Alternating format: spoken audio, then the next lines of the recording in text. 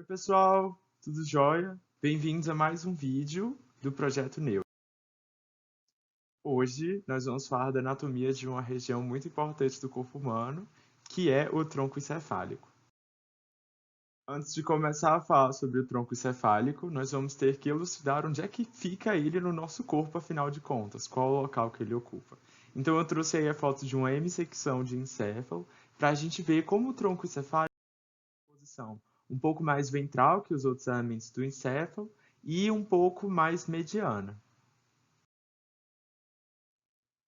Aí você me pergunta, afinal de contas, o que é tronco encefálico? Bem, quando eu estou falando de tronco encefálico, eu estou falando de um conjunto formado por três estruturas. Mais cranialmente, o mesencéfalo, depois a ponte e, por último, o bulbo. No vídeo de hoje, a gente vai falar do bulbo e da ponte, e depois, em outro vídeo, nós vamos falar do mesencéfalo. Agora eu vou mostrar para vocês uma vista lateral do tronco encefálico. A gente consegue ver ele muito bem aqui. Ele seria essa estrutura, tá bom? Essa estrutura inteira aqui que eu estou pontilhando. E aqui a gente consegue ver do outro lado o cerebelo. Já a vista anterior do tronco encefálico, a gente consegue ver ela aqui, marcando para vocês aí o que seria o tronco encefálico de uma vista anterior. Por fim, vamos dar uma olhada na vista posterior e a gente consegue ver ele inteiro aqui nessa região. Essa estrutura que não está marcada, mas aí para a direita, é o cerebelo. Por fim, um pouquinho de neuroimagem para a gente ver e entender que saber a anatomia dessa região é importante para nos dar um substrato para entender a imagem dessa região. Inclusive, uma alteração neuronal muito importante chamada lesão axonal difusa tem suas alterações na região do tronco encefálico. Então, nós precisamos entender isso para a boa prática clínica. Antes de entrar nas estruturas nervosas propriamente dito, gostaria de falar um pouco com vocês do quarto ventrículo, que é a cavidade mais importante do sistema ventricular. Vamos lembrar o que é sistema ventricular daqui para frente. Aqui dessa vista posterior, a gente consegue ver essa estrutura em formato de losango, que é o quarto ventrículo. Mas espera aí, o que é sistema ventricular? Bem, quando eu estou falando de sistema ventricular, eu estou falando de um conjunto de bolsões que ficam dentro do encéfalo e que contém líquor. Por ele circula o líquor do encéfalo raquidiano, que depois dele vai sair para o espaço subaracnoide. Aqui marcando para vocês onde é que o quarto ventrículo ele fica nesse sistema ventricular, né? E a grande importância do quarto ventrículo é justamente a conexão entre o sistema ventricular e o espaço.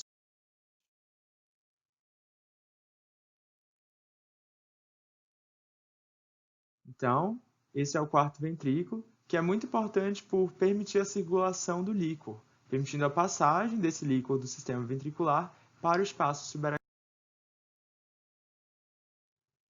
Terminado o quarto ventrículo, vamos entrar nas estruturas nervosas agora. Começar pelo bulbo ou medula oblonga, que é uma importante transição. O bulbo ou a medula oblonga é a transição entre a medula espinhal e o tronco encefálico. Aqui está mostrando para vocês uma das coisas que faz ocorrer uma diferença estrutural do bulbo para a medula espinhal. Existem alguns tratos que vão começar a cruzar na região do bulbo e isso vai fragmentar a substância cinzenta, que na medula é organizada em formato de borboleta. Já no bulbo, ela vai ser organizada em núcleos, que são bolinhas de substância cinzenta que contêm neurônios com a mesma função. Aqui a gente consegue ver a medula e reparem bem como ela transiciona muito para o bulbo. Esse corte do bulbo feito ao nível já do quarto ventrículo. E além da fragmentação da substância cinzenta homóloga da medula que o bulbo tem, ocorrem duas outras modificações estruturais que tornam o bulbo uma estrutura diferente da medula. A primeira delas é a aparição dos núcleos próprios do bulbo, que são núcleos que não dão origem a nervos, então eles são diferentes da substância cinzenta da medula, que serve para dar origem para nervo. E a abertura do quarto ventrículo, que é uma dessas cavidades do sistema ventricular que contém líquor. O bulbo é muito importante por ser um centro de controle de algumas importantes funções viscerais, como, por exemplo, o calibre dos vasos ou o centro da respiração. Ambos estão localizados no bulbo, tanto que o bulbo recebe o nome, em alguns livros de fisiologia, como nó cardiorrespiratório. Vale ressaltar que não é nele que fica o controle do sistema nervoso autônomo. Vamos falar um pouco, então, da substância cinzenta do bulbo, que é dividida em duas partes: os núcleos de nervos cranianos e os núcleos próprios do bulbo. Os núcleos de nervos cranianos fazem parte do que a gente chama de substância cinzenta homóloga à da medula, já que a substância cinzenta da medula também origina nervos. Já os núcleos próprios do bulbo é uma parte da substância cinzenta do bulbo que não tem nada a ver com a da medula, já que são núcleos que possuem outras funções, como, por exemplo, estar relacionado com a aprendizagem motora. Vamos começar, então, pelos núcleos de nervos cranianos, começando pelo núcleo umbíguo. E aí eu faço uma pergunta para você, pessoa que está assistindo. Você consegue falar e comer ao mesmo tempo? Não tente fazer isso em casa se você vai tentar fazer isso, porque é bem provável que dê bem errado. O núcleo ambíguo é um núcleo que está relacionado com ambas essas funções, porque é ambíguo. Ou você come ou você fala. Não tem um meio termo ali, não. Então, o núcleo ambíguo, ele inerva as duas estruturas que estão relacionadas. Uma com a fonação e outra com a... A fonação é feita pela laringe e a deglutição é feita pela faringe. Os nervos cranianos relacionados com isso são o glossofaríngeo, vago e acessório. Depois disso, o núcleo do trato solitário. E eu não sei vocês, mas quando eu tô sozinho e sem nada para fazer, que nem na quarentena, eu como muito. Então, o núcleo do trato solitário vai ser aquele núcleo que vai trazer as aferências viscerais de eu comer muito. Tanto da parte especial, que seria do paladar, quanto da parte de geral, que seria aí mais uma distensão de vísceras e outras aferências viscerais estão muito especializadas. Então, tudo que é aferência visceral que vem pela região do bulbo passa aí no trato solitário. Essas aferências viscerais vêm do facial, o 7, o glossofaríngeo, o 9, e o vago, o 10. O próximo é o núcleo dorsal do vago, que é o núcleo que origina as fibras que vão formar a parte parasimpática do nervo vago.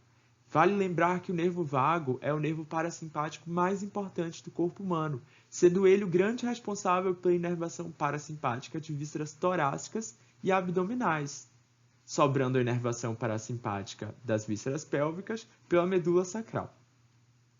A gente consegue ver aqui o que seria uma função do núcleo dorsal do vago, estimular a secreção de HCl, por exemplo, no estômago. Então, ele faz a inervação de vísceras torácicas e abdominais, e o nervo que está relacionado com esse núcleo é o 10, o vago. Entre o 1 e o 0, o vago escolheu nenhum. 10, vago. Depois os núcleos vestibulares, que eu não sei vocês, mas eu só consegui passar no vestibular quando eu me tornei uma pessoa muito equilibrada. Então, tudo que é vestíbulo, vestibular, fala de equilíbrio. Então, é um núcleo que está muito relacionado com impulsos aferentes que vão servir para o equilíbrio. Eles também se localizam na ponte e recebem informações do equilíbrio pela parte vestibular do nervo vestíbulo coclear. O nervo vestíbulo coclear é o nervo craniano 8. O próximo núcleo de nervo craniano é o núcleo hipoglosso, que dá origem ao nervo hipoglosso. Como vocês devem lembrar, o nervo hipoglosso ele faz a inervação de toda a musculatura da língua, tanto intrínseca quanto extrínseca. Então ele está relacionado aí com essa movimentação da língua. Blá, blá, blá. E o nervo que está relacionado com o núcleo hipoglosso é o nervo hipoglosso, 12. Dia 12, dia das crianças usam muito hipoglós, nervo craniano 12, hipoglosso. O núcleo salivatório inferior é um núcleo que origina as fibras que vão inervar a glândula parótida. O nervo craniano relacionado com isso é o 9, o glossofaríngeo. No bulbo também está localizado o núcleo do trato espinhal do trigêmeo, um núcleo que está muito relacionado com a recepção de informações de dor, temperatura e tato protopático da face e de outras estruturas da cabeça, como dura mater, dentes, tudo que é inervado pelo trigêmeo. Esses são os núcleos de nervos cranianos do bulbo, e eu recomendo vocês darem um print nessa tela e colocarem no fundo do seu celular para gravar isso de uma forma mais natural. Uma boa técnica para tentar se lembrar os núcleos de nervos cranianos do bulbo é você tentar se imaginar tomando um sorvete. Vamos pensar então um pouco sobre esse fenômeno que é tomar um sorvete. Primeiramente, quando você vê o sorvete, você fica salivando por ele, o que envolve a sua glândula parótida liberar saliva na sua cavidade bucal, fenômeno que é feito através do nervo glossofaríngeo com suas fibras originadas a partir do núcleo salivatório inferior. Além disso, você vai colocar a sua língua para fora, o que vai envolver movimentação da sua língua, feita via nervo hipoglosso com fibras trazidas do núcleo do hipoglosso. Além disso, você vai sentir o friozinho de colocar aquele sorvete na sua língua, que está relacionado aí com o nervo trigêmeo. Depois disso, você vai sentir o sabor adocicado desse sorvete na sua boca, informação que virá através do nervo glossofaríngeo e do nervo facial da sua língua para o núcleo do trato solitário. Além disso, você tem que equilibrar aquele sorvete na sua mão, seja ele no copo ou onde for. Isso envolve os núcleos vestibulares do bulbo. Por fim, você também tem que digerir esse sorvete. Qual o nervo craniano que está relacionado com digestão? Isso mesmo, o nervo vago, que traz fibras ali da região do núcleo dorsal do vago para inervar as nossas vísceras torácicas e abdominais. As vísceras abdominais vão ser responsáveis pela digestão desse sorvete. Vamos falar um pouco agora sobre os núcleos próprios do bulbo. Primeiro, o núcleo grácil, que é onde está o corpo de neurônio, que vai receber as fibras que vêm do fascículo grácil. Lembrar que essas fibras do fascículo grácil, elas entram na medula e sobem sem fazer sinapse, apenas fazendo sinapse na região do núcleo grácil. O núcleo cuneiforme, que fica lateral ao núcleo grácil, contém as fibras que vêm pelo fascículo cuneiforme e fazem sinapse no núcleo cuneiforme. De maneira semelhante ao núcleo grácil, as fibras que chegam no núcleo cuneiforme não fazem sinapse da medula, sobem direto para chegar no núcleo cuneiforme. O núcleo grácil recebe e envia informações do fascículo grácil. Ela recebe essas informações do fascículo grácil e as envia para o tálamo via lemnisco medial. Vamos lembrar quais são as 4 informações que sobem pelo núcleo grácil. A gente tem a propriocepção consciente, a gente vai ter também a sensibilidade vibratória, nós teremos também o tato epicrítico e a estereognosia, que é a capacidade de reconhecer formas. Já o núcleo cuneiforme também vai receber essas informações via fascículo cuneiforme e as enviar para o tálamo pelo lemnisco medial. Lembrar que o núcleo grácil pega essas informações da região torácica mais alta do membro superior e o núcleo cuneiforme pega essas informações da parte mais inferior do tronco e do membro inferior. Já o núcleo olivar inferior é um núcleo bem especial na região do bulbo, a gente consegue ver ele macroscopicamente nessa estrutura que é chamada de oliva. Ele está muito relacionado com a aprendizagem motora, através das conexões com o cerebelo. Vamos falar um pouco agora da substância branca do bulbo, que são todas as fibras que descem e sobem no bulbo. Mas eu vou dar uma direcionada, porque aprender todas as fibras que sobem e descem no bulbo, como a primeira estrutura que você vê do encéfalo, não é uma coisa muito legal. Então, a gente vai aprender apenas aquelas que têm mais relação com o bulbo, e eu vou diluir o resto desse conteúdo ao longo dos outros vídeos.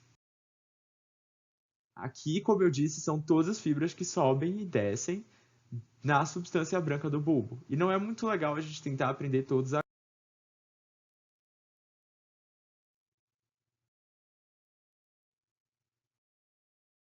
Essas são as únicas fibras que eu acho que são importantes a gente abordar hoje, que têm alguma relação com as estruturas bulbárias. As outras são vistas ou na aula de medula, ou na aula de mesencéfalo, ou na aula de ponte. Então vamos dar uma olhada apenas nessas estruturas por agora.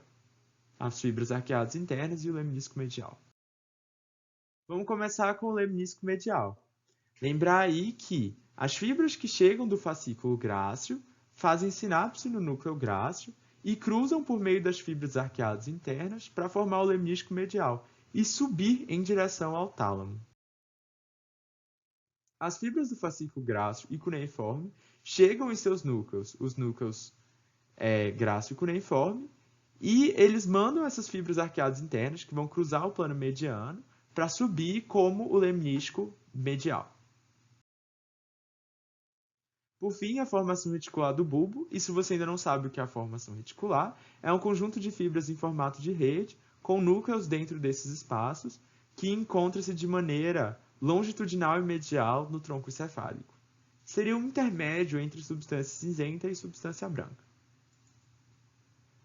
No formação reticular do bulbo, a gente vai ter o centro vasomotor, o centro respiratório e o centro do vômito. O centro vasomotor controla o calibre dos vasos, o centro respiratório é muito importante para disparar o mecanismo da respiração, assunto da fisiologia respiratória, e o centro do vômito, que é muito importante para disparar o mecanismo do vômito.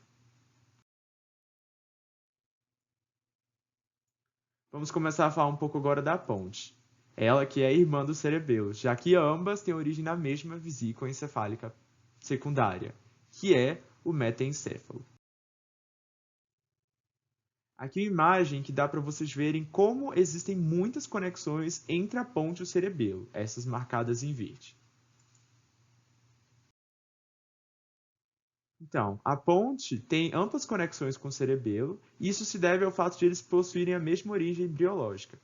Isso é tão proeminente que nós conseguimos ver estriações transversais na região da ponte, que são as fibras que saem da ponte e vão aí em direção ao cerebelo, pelos pedúnculos cerebelares.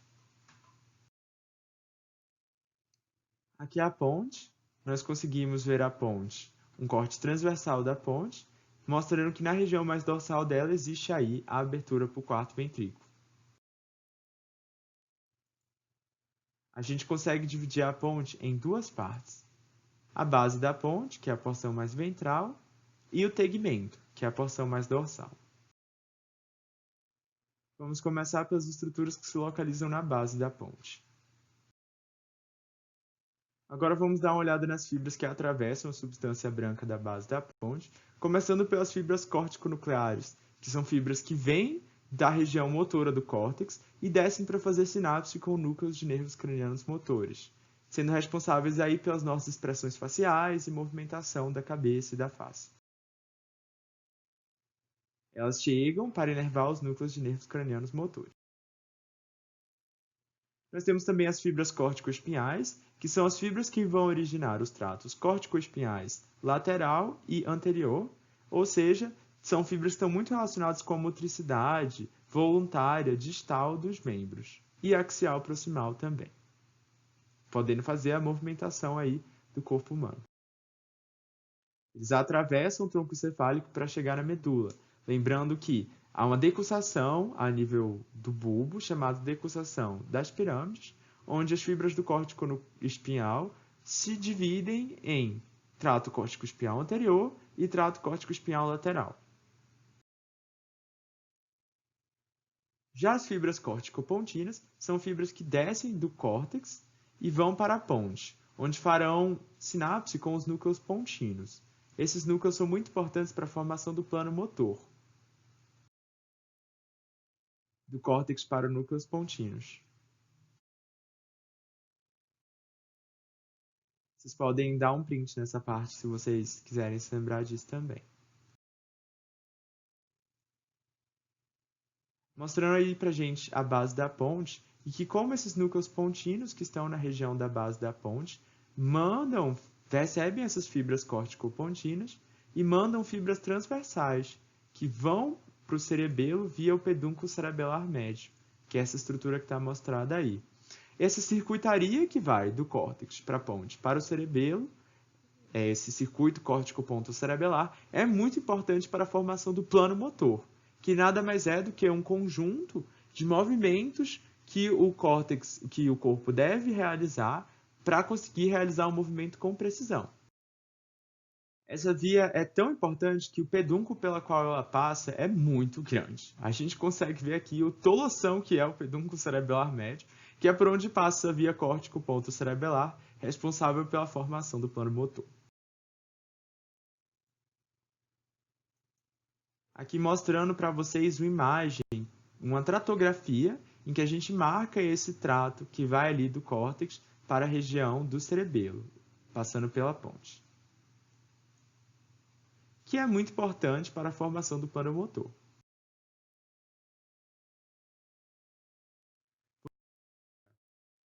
O tegmento dessa ponte, que é essa região mais dorsal.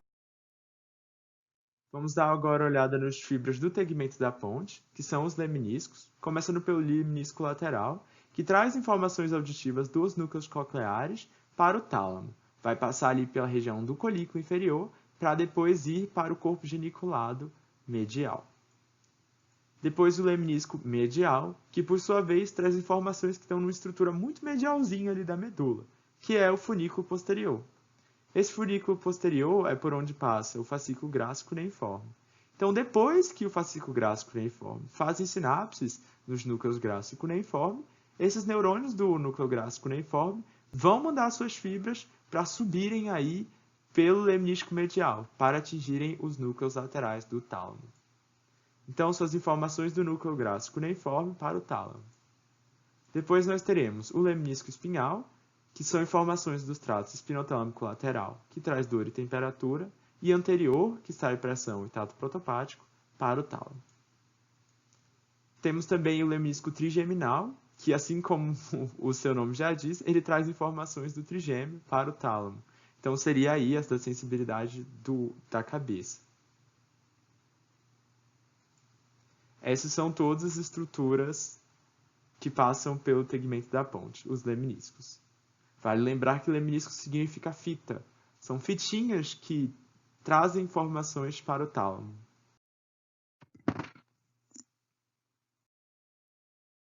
Vamos ver os núcleos do tegmento da ponte, começando com núcleos cocleares. Cóclea vem do órgão de Corte, que significa audição. Então, são as fibras que vêm do nervo vestíbulo coclear, que é a parte coclear do nervo vestíbulo coclear, trazendo a audição, chegam na ponte nos recebem informações auditivas do vestíbulo coclear e as enviam pelo lemnístico lateral para o corpo geniculado medial do tálamo.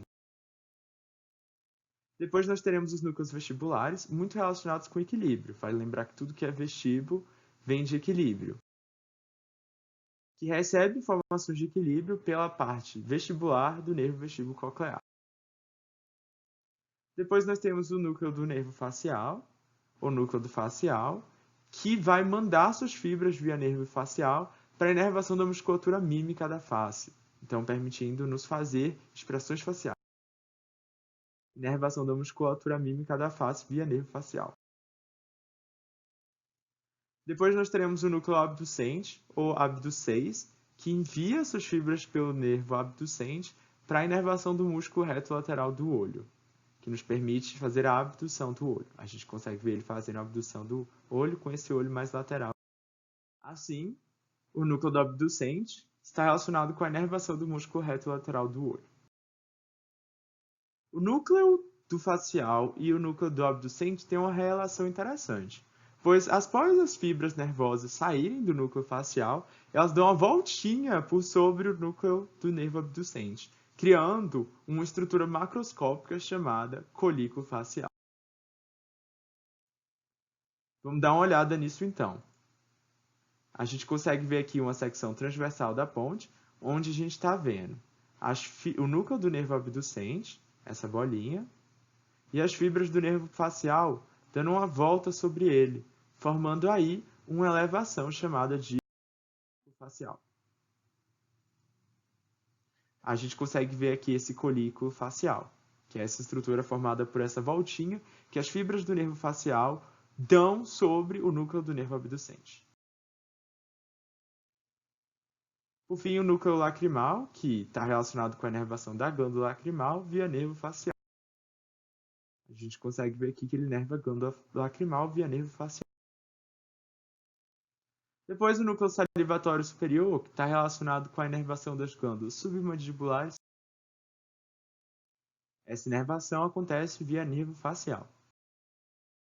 Nós temos também o núcleo sensitivo principal do trigêmeo, que recebe informações de tato epicrítico, tato protopático e pressão via nervo trigêmeo, e o núcleo motor do trigêmeo, que está relacionado aí com a movimentação da musculatura mastigatória, já que ela é feita pela raiz motora do nervo trigêmeo. Esses são todos os núcleos do tegmento da ponte. Recomendo que vocês printem isso para dar uma lembrada. Só pincelando um pouco sobre a formação reticular da ponte, que são os núcleos da RAF, que são muito importantes para animação e analgesia, já que eles são núcleos de neurônios serotoninérgicos e, como toda formação reticular, exceto do mesencéfalo, mandam suas fibras de uma maneira ampla para todo o encéfalo. Mesencéfalo vai ficar para a aula que vem, mas só para deixar vocês um pouco curiosos, eu gosto de dizer que o mesencéfalo é a mistura de loucura com conexão. Muito obrigado a todos que vieram na aula de hoje. Gostaria de agradecer esses slides ao pessoal do Slides Go e Slides Carnival, que são de onde eu pego as templates que eu faço isso. Meu nome é Pedro Rico.